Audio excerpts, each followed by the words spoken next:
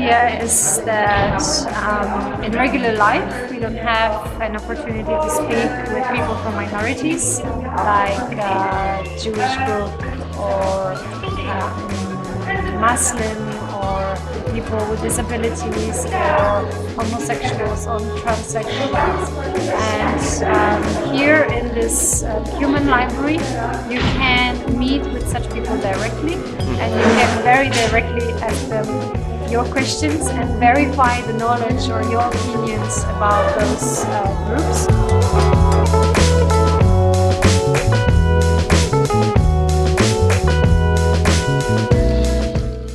And it really works like a proper library. So you come, you register, you get a library pass, and then our librarians, volunteers, they go and they bring you your book with that difference that this is a real person. Are people in Wrocław really interested in participation in this kind of event? I think they're more and more interested. When our volunteers were going out and promoting the event, they could hear from people, yeah, we know about this idea. And so you can see that for the 7 years that we organized it, it became really more popular. And people who come, they already know what the idea is about.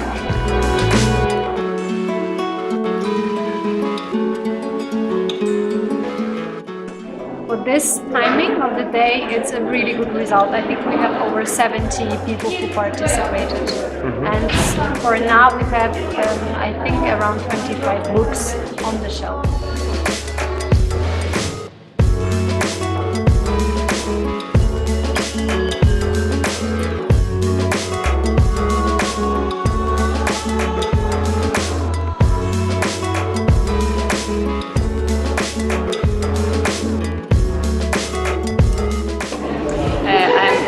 I have double title. I'm Belarusian and I'm lesbian, and it's my 7th time here. I think in Poland, homophobia is very strong, especially now over the last few years. So it's very important to let people meet gays and lesbians and talk to them to see that they're just people like all other people, and to talk about their stereotypes and so on and so on.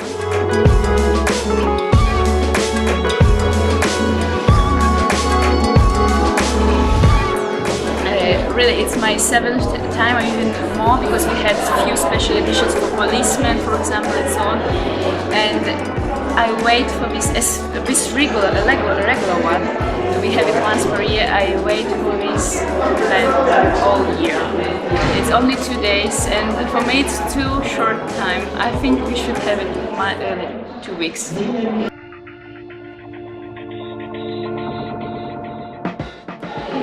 Because the experience is amazing. I mean, of course, for readers, it's very interesting experience, and sometimes for them it's very difficult to borrow a book. Sometimes it's difficult for them to pronounce the title, to say lesbian, to say gay in Poland, especially if they're young and so on.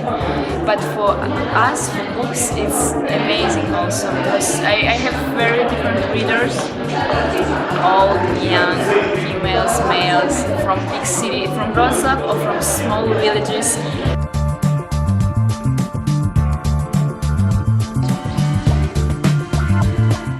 Some readers actually, they tell you their story.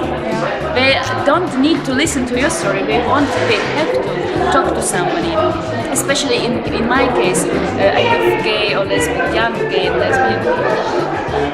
Sometimes I'm the first person they're talking to about their homosexuality.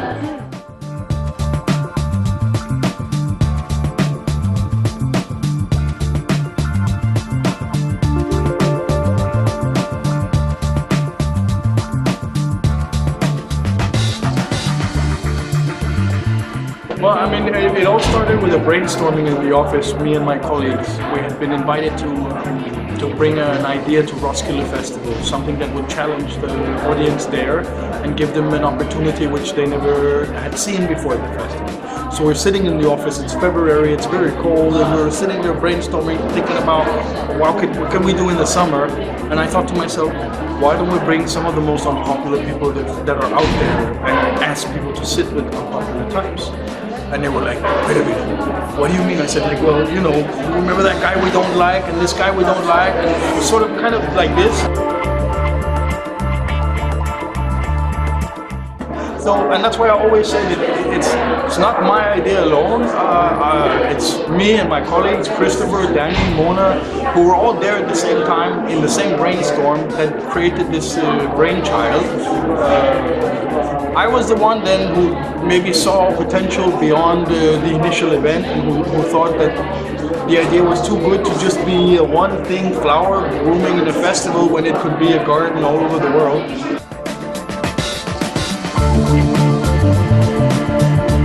On the first day, I saw people coming out of there and I'm like, wait a minute, this is something that we can do anywhere because everybody has prejudices. We saw people coming out, Swedish people, Americans, Germans, everybody who was at the festival was a completely international crowd, and most of our books were speaking English, so we had a lot of, already on the first day, a lot of people internationally.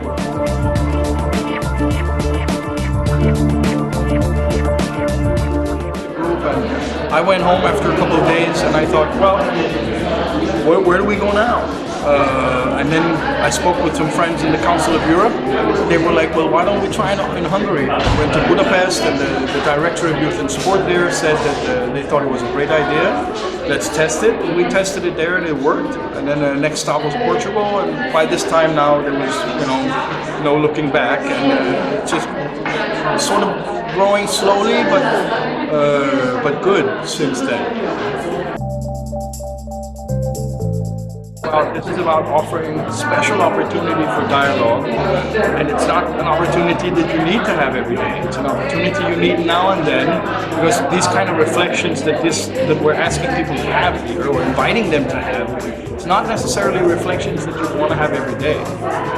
It's something that you can do now and then. Sit down and look at what you think about things in life and make a reassessment, because this is sort of an invitation to reassess how you view other things or other people. We don't want to do storytelling. We want the two to find a story together. A story about who I am and who you are, and how we can see, that even though we may be different, we also have a lot in common. And, we may also be different when the conversation is over, but still we know more about each other.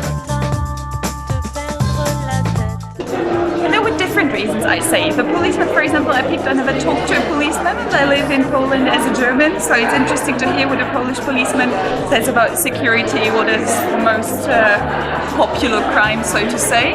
And that was very interesting. And he was also, it always is also a question of who is free and who is available at the moment. So the second was, I wanted to talk to a Protestant because I'm Protestant myself. I'm from a Protestant region in Germany.